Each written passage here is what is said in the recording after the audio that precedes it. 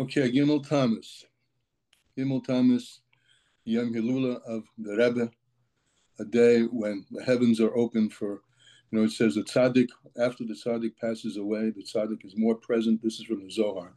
After the tzaddik passes away, the tzaddik is more present in this world, than he was when he was limited by the body.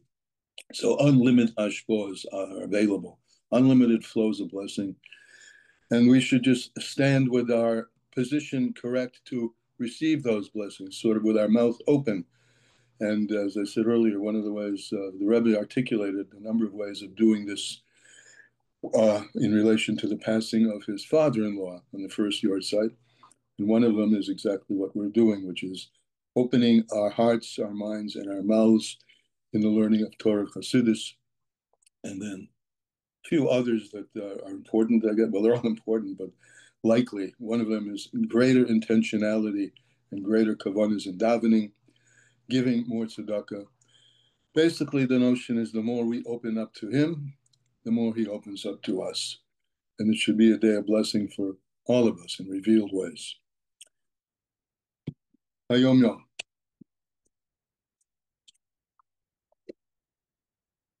That theme in a very short way, Gimel Tammuz.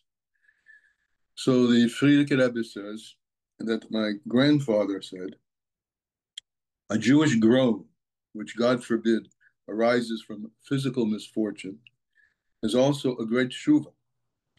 How much more so then is a groan arising from spiritual distress, a lofty and effective tshuva. The groan pulls him out of the depths of evil and places him on a firm footing in the realm of good. In other words, recognizing your distress and expressing it is the beginning of healing it.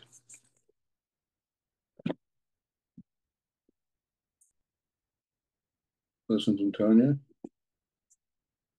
Starting in a parak today, parak 11, chapter 11, page 973. And in Lakuti Hamorim, parak 11 is on page Peches.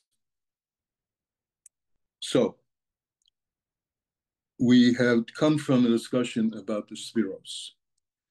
And we've said that the Spheros are called Spheros only in relation to creation. From Hashem's perspective, nothing has changed. It's only from the perspective of creation that something has changed, that he's brought forth these 10 Spheros, shining lights, and with them and infinite subdivisions of them, he's created all of creation, and especially the Tachlis, the crown of creation, the whole point of creation, which is us, Adam, the human down here below, to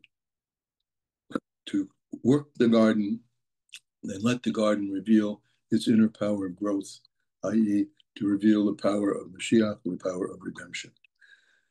So similarly, just as his spiros are only a reality in relation to the creation, and nothing separate from him at all. So similarly, we're talking now about his so-called metaphor of speech. So here, we're beginning. Gam Asura Mamoris. Also the 10 utterances, right? There are 10 spheros, there are 10 utterances of creation. They're Gamke Nikru B'Shem Mamoris. They're called speeches, I would say only Legabe Hanevroim, only in relation to, I'm putting in the word only, but that's the intention here. These 10 utterances are utterances from our perspective, only from our perspective.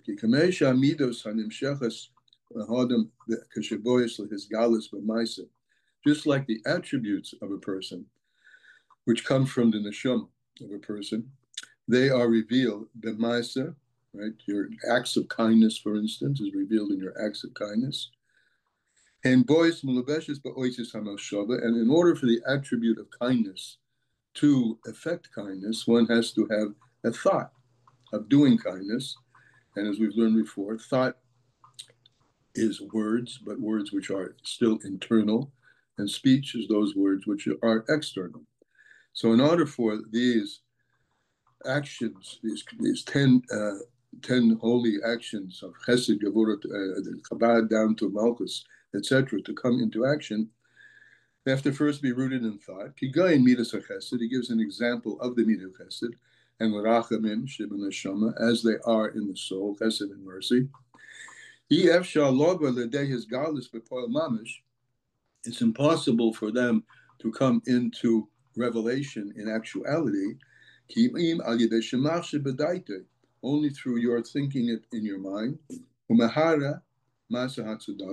and ruminating about how you're going to give and that you're going to give and how you're going to give tzedakah, v'chesed, and kindness, so you think about that. And you think, when you think about that, you're thinking in letters. Because you can't do without first thinking. And another way that Dibur comes into play is if you were to ask somebody else to do something. If you ask someone else to do something, like a king, right, who gives commands and asks and tells people what he wants people to do. Then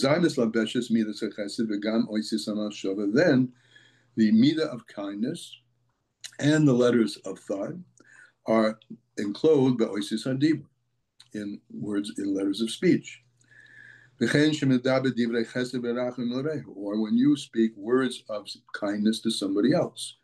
And there are acts of kindness and there are words of kindness.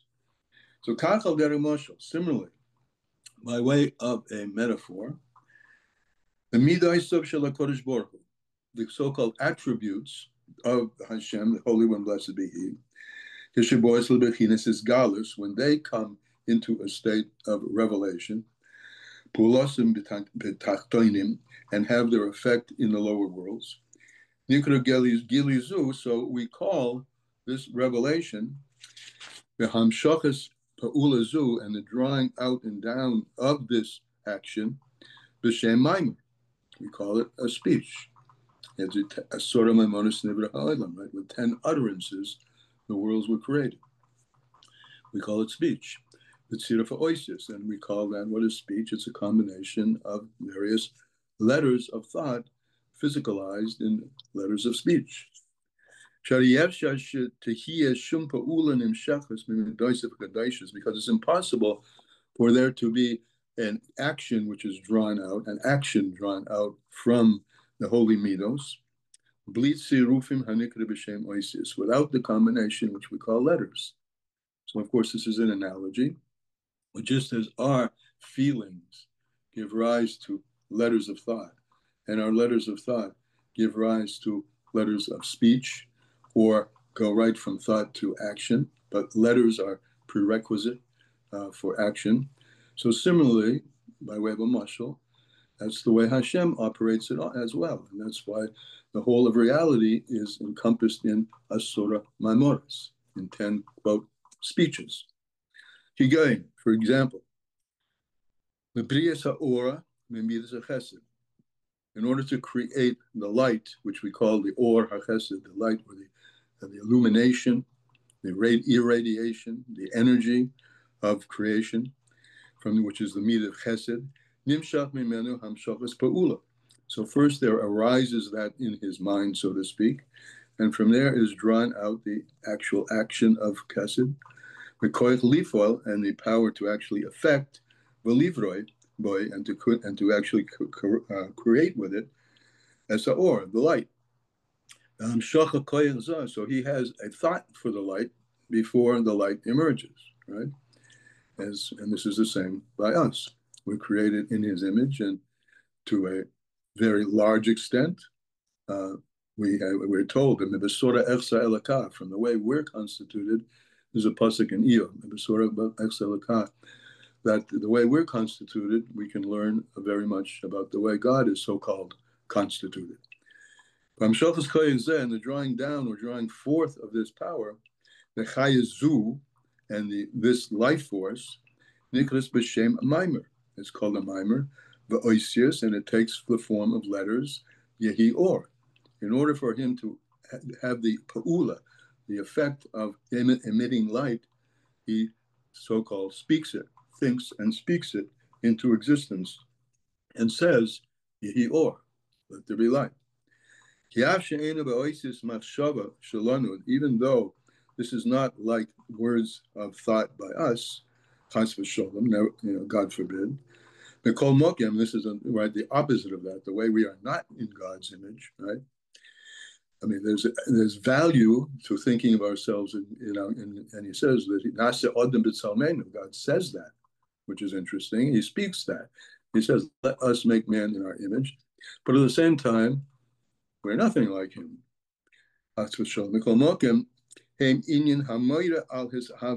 Nevertheless, these thoughts we have are predecessor to the actual revelation of what's going on. Revelation, I'm using that word pointedly because it refers to light, revealing light. And these show on the coming into being of light, from nothing to something. Therefore, light is coming from these drawings down of God's thought and ultimately his speech, where he said in quotes, right? Quote, said, Yehi or, from this thought. And from this particular thought that he had, which gave rise to particular words, Yehi or, come light, and not anything else. Shenivroy is created. Gam came in midas chesed. Other things, of course, are created from the midah of chesed. Oilam chesed yabana is a pasuk. We've had this pasuk before. The whole world is built with acts of kindness. It's an act of kindness that God does for us, that he puts us here in order to be agents for the redemption that he had in mind in the first place. So there's light that comes from speech, and there are other things as well. Mayim, for instance, Mayim comes from the midah of chesed, right? So light comes from the midah of chesed. He's emanating in order to reveal, and so the light has a warmth associated with it as well. In addition to that, chesed is also expressed by water. Water flows, chesed is flowing. Or things like this. Because in these other things is enclosed other combinations of letters, and these other combinations, like mem yud mem, which is water, versus aleph vav resh, which is or, all are coming from the midah of chesed. But the difference in the expression has to do with the letters. When Nimsa comes out,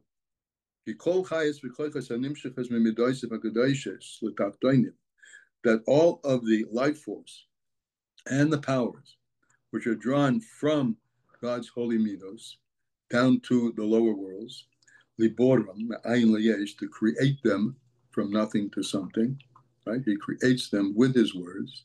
He speaks. He speaks and things come into being.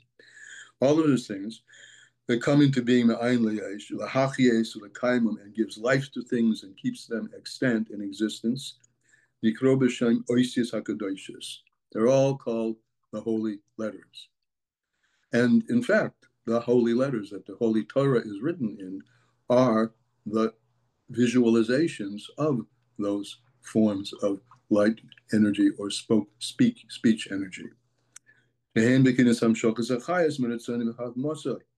Which these letters of speech, again, derive from letters of thought, which derive from the 10 koichos that we have.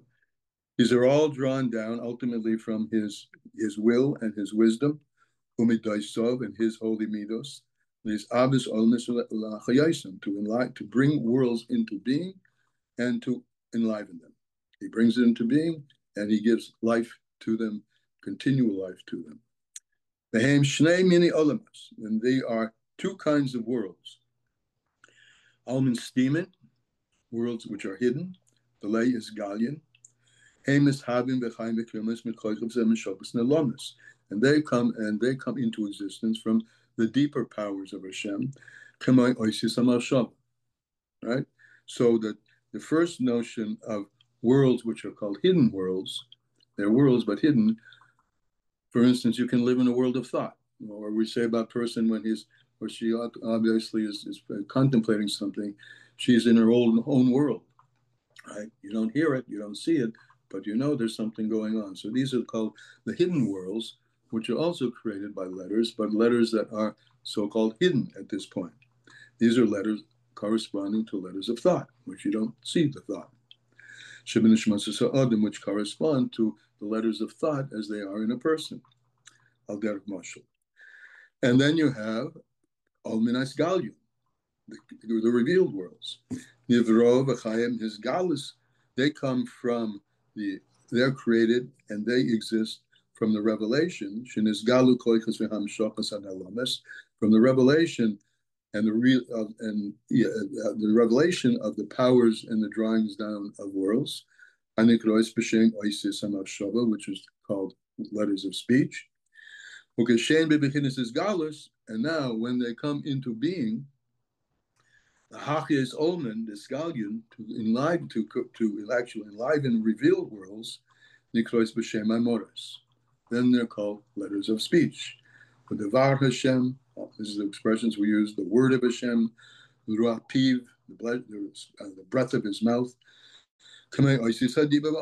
which correspond in the analogy to letters of speech. And that's when things are where you speak, you reveal yourself to something else. And when God uses words of speech, then he creates things which have the effect of being something else. As your spoken word does to people who hear you. Speech reveals what had previously been hidden in the heart. Now, a lot of text messages flew by here, and I absolutely was not able to read them as they were flying by. Maybe somebody can come off mute and let me know what the conversations are about. But anyway, that is today's time.